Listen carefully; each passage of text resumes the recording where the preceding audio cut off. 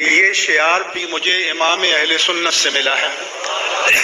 امام اہل سنت مجدد دین و ملت امام احمد رضا خان قادری محدث بریلی رضی اللہ تعالیٰ عنہ نے اپنے سے پہلے اکابر سے اختلاف کیا۔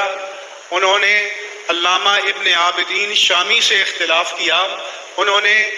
فقیہ النفس امام قاضی خان سے اختلاف کیا اور فرمایا کہ امام اہل سنت کے ہزاروں تطفلات ہیں لیکن کوئی مجدد معصوم نہیں ہوتا۔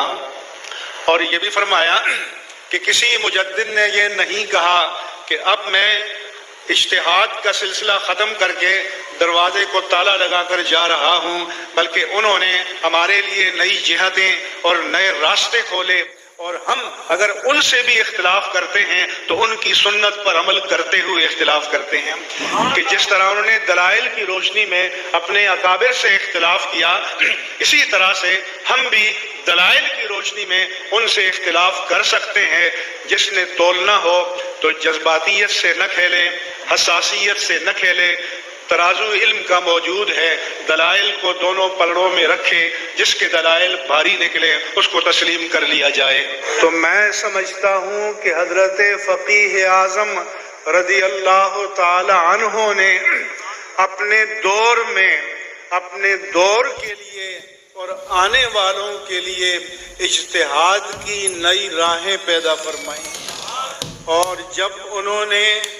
نئی راہیں پیش کی تو ظاہر ہے کہ لوگ تعاقب کرتے ہیں کہ امام اہل سنت نے تو یہ کہا تھا، ہمارے اکابر نے تو یہ کہا تھا، آپ ان کی راہ سے ہٹ رہے ہیں۔ تو آپ نے فرمایا کہ یہ شعار بھی مجھے امام اہل سنت سے ملا ہے۔ امام اہل سنت مجدد دین و ملت امام احمد رضا خان قادری محدث بریلی رضی اللہ تعالیٰ عنہ کے بارے میں فرمایا کہ یہ راستہ، یہ شعار تو انہوں نے ہمیں بتایا ہے۔ کیوں کہ انہوں نے اپنے سے پہلے اکابر سے اختلاف کیا، انہوں نے علامہ ابن عابدین شامی سے اختلاف کیا، انہوں نے فقیہ النفس امام قاضی خان سے اختلاف کیا،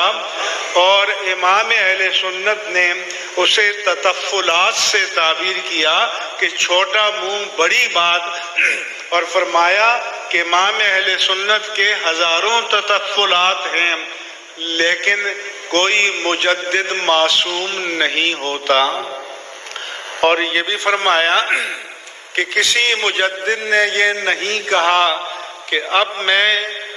اجتہاد کا سلسلہ ختم کر کے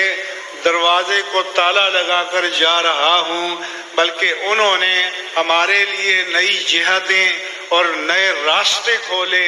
اور ہم اگر ان سے بھی اختلاف کرتے ہیں تو ان کی سنت پر عمل کرتے ہوئے اختلاف کرتے ہیں۔ کہ جس طرح انہوں نے دلائل کی روشنی میں اپنے اکابر سے اختلاف کیا، اسی طرح سے ہم بھی دلائل کی روشنی میں ان سے اختلاف کر سکتے ہیں۔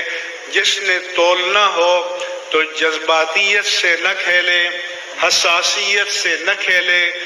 ترازو علم کا موجود ہے، دلائل کو دونوں پلڑوں میں رکھے، جس کے دلائل بھاری نکلے اس کو تسلیم کر لیا جائے۔ چنانچہ عزیزان گرامی، امام اہل سنت اپنے دور میں اس وقت کے تقاضوں کے مطابق تعلیم نسواں کے مخالف تھے، خواتین کو کتابت یعنی لکھنے کی تعلیم دینے کے، علم دینے کے مخالف تھے۔ تو امام حضرت فقیہ اعظم رضی اللہ عنہ نے فرمایا کہ شفا بنت عبداللہ بیان کرتی ہیں کہ میں موجود تھی، ام المومنین حضرت حفصہ موجود تھی، اللہ کے پیارے حبیب آئے اور فرمایا کہ الا تعلمین هذه رقیۃ النملۃ کما علمتیھا الکتابہ، اے شفا تم حفظہ کو چیونٹی کے کاٹنے کا دم کیوں نہیں سکھا دیتی جس طرح کہ تو نے ان کو لکھنا پڑھنا سکھایا ہے؟ تو اس سے معلوم ہوا